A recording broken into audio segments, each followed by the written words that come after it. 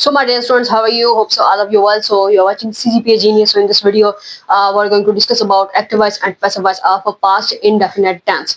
So बच्चे अब ये past indefinite tense की जो वीडियो का पार्ट है 3 है, ठीक है जी।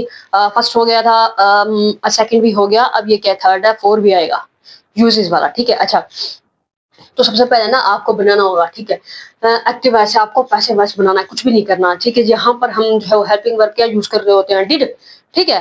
अब बस आपने क्या करना है, वाज वर्ब यूज करना है, वर्ब की थर्ड फॉर्म यूज करनी है, दैट्स इट, ठीक है ना।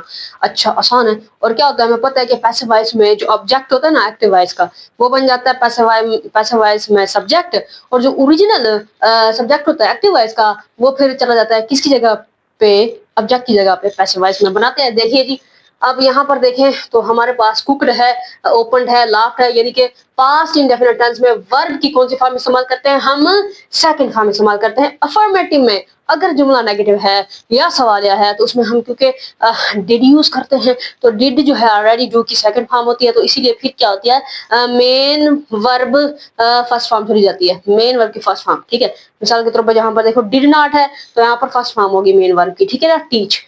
ओके, तो सवालिया में और मनफी में मेन वर्ब की फर्स्ट फॉर्म चली जाती है, क्योंकि हम डिड नॉट यूज कर रहे होते हैं, डिड यूज कर रहे होते हैं। अदरवाइज जो हमारे पास सादा सा जुमला होता है मस्त सा अफर्मेटिव, उसमें वर्ब की सेकंड फॉर्म होती है, ये हम पहले डिस्कस कर चुके हैं। अब बस हम बना रहे हैं पैसिव वॉइस। अब ये है जी हमारे पास ऑब्जेक्ट, ऑब्जेक्ट आ जाता है सब्जेक्ट की जगह पर, फूड। फिर मैंने कहा है आपने वाज वर्ब इस्तेमाल करना है, तो फूड के साथ क्या आएगा, वाज, ठीक है, फूड वाज। अब ये कुकड है, इसकी थर्ड फॉर्म भी क्या होगी, कुकड होगी, क्योंकि ये रेगुलर वर्ब है। Cook, cooked, cooked, cooked by, she है तो यहां पर आ जाएगा हर, ठीक हो गया। फूड वाज कुक्ड बाय हर। अब है ही ओपन द डोर, सबसे पहले द डोर लिखो, द डोर वाज आएगा इसके साथ, ओपनड बाय, किसने ओपन किया, ही है, तो हिम आ जाएगा। ओके, सो हो गया ये, the door was opened by him, they laughed at the poor, सबसे पहले द पुअर आ जाएगा। अब यहाँ पर वाज आएगा या वर आएगा, क्योंकि ये जमा है, ठीक है ना, पुअर। ओके, जमा ये जो है कलेक्टिव नाउन है जी। अच्छा, ओके, द पुअर वर क्या आएगा यहाँ पर, कहाँ गया, ये है, अच्छा जी, द पुअर। अच्छा, द पुअर वर, तो लाफ्ड आएगा यहाँ पर,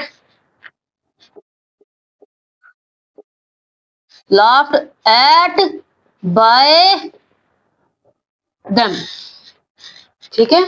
the poor were laughed eight bye them. I lost my purse, my purse लिखो, इसके साथ में वाज क्या है यहाँ पर, कहाँ गया, लॉस्ट, इसका लॉस्ट ही होगा थर्ड फॉर्म भी, ठीक है। My purse was lost by me, by me. Next, we lighted the lamps, the lamps, lamps were lighted by, lighted by us, ठीक है। Okay, next, I wrote a letter, a letter was आएगा इसके साथ, written होगा third form, right, wrote, written, ठीक है जी। A letter was written by me, by me, okay. Next, he did not teach us English. अब ये हमारे पास सारे जो हमने पहले देखे ना, वो सारे के सारे थे अफर्मेटिव। अब आ गया नेगेटिव, ठीक है, इंटरोगेटिव भी देखेंगे। तो ये है नेगेटिव, जिसमें आ गया डिड नॉट। अब इसको कैसे बनाएंगे, पहले बात आप समझ लो, यहाँ पर दो ऑब्जेक्ट्स हैं, एक अस है, दूसरा इंग्लिश है। एक है डायरेक्ट ऑब्जेक्ट इंग्लिश, जो कि थिंग्स को रेफर करेगा, इनडायरेक्ट ऑब्जेक्ट जो कि पर्सन को रेफर करता है। तो यहाँ पर ये अस जो है ये इनडायरेक्ट ऑब्जेक्ट है, इंग्लिश जो है वो डायरेक्ट ऑब्जेक्ट है। दो ऑब्जेक्ट्स हैं। तो यहाँ पर देखो हम इसको किस तरह से बनाएंगे। सबसे पहले इंग्लिश है, लिखो इंग्लिश, इसके साथ क्या आएगा, वाज, ठीक है, इंग्लिश वाज। तो कहाँ गया, ये है टीच आया हुआ है, यहाँ पर फर्स्ट फॉर्म आई हुई है, लेकिन हम यहाँ पर थर्ड फॉर्म लेके आएंगे, ठीक है जी। तो क्या आएगा, टीच टॉट टॉट टॉट। तो इंग्लिश वाज टॉट, अच्छा, तो इंग्लिश वाज टॉट। अब यहाँ पर हम क्या लिखेंगे, सिर्फ अस नहीं लिखेंगे, टू अस लिखेंगे, ये प्रीपोजिशन आएगी यहाँ पर, ठीक है, यहाँ पर ये जरूर आएगी। तो यहाँ पर ये शो करेगा कि एक्शन जो है वो रिसीव किसने किया है, ठीक है ना। तो English was taught to us, English was taught to us, ठीक है। अब आएगा इंग्लिश वाज, ओ क्योंकि ये नॉट है, यहाँ पर देखो नॉट है, डिड नॉट है, तो हम यहाँ पर वाज नॉट लिखेंगे, क्या लिखेंगे, वाज नॉट, ठीक है। English was not taught to us, okay, English was not taught to us by him. अच्छा, तो यहां पर दूसरा भी ऐसी ही है, तो हिज कैमरा, हिज कैमरा। अब यहां पर देखो डिड नॉट है, तो वाज नॉट आएगा, वाज नॉट, ठीक है ना। तो यहां पर डिड नॉट है, तो आप लगाओगे क्या, वाज नॉट, ठीक है। हिज कैमरा वाज नॉट, अब यह लेंट, ठीक है जी, okay, his camera was not lent to me, ठीक है, एक्शन किसने रिसीव किया, यानी कि his camera was not lent to me. अब लिखो बाय हिम, ठीक है, his camera was not lent to me by him. अब नेक्स्ट देखते हैं जरा। अब इसकी बारी है बच्चे, यहां पर है, सबसे पहले आ जाएगा द थीफ, ओके, इसके साथ में आएगा वाज नॉट, क्योंकि ये डिड नॉट है, यहाँ वाज नॉट आ गया, ठीक है। The thief was not, verb की थर्ड फॉर्म कट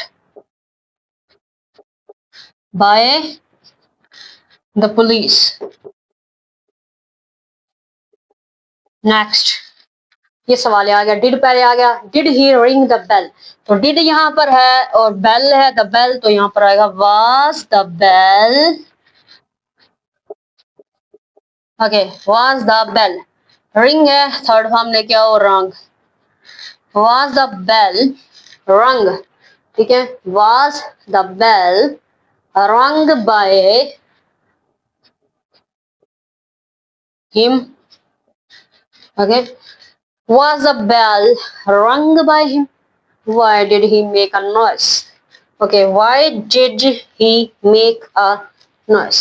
तो यहां पर आएगा why, फिर आएगा was a noise, ठीक है, सबसे पहले why है, फिर यहाँ did है, तो आपने a noise को देखकर यहाँ was लिखा, why was a noise, ठीक है। यहां पर आएगा made, वर्ब की थर्ड फॉर्म मेड बाय, क्या ही है तो him, why was a noise made by him। did you buy a ticket, a ticket है, तो हम did की जगह was लगाएंगे, was a ticket, was a ticket। यहां पर आएगा buy है, bought, ठीक है जी, was a ticket bought, was a ticket bought by you, was a ticket bought by you,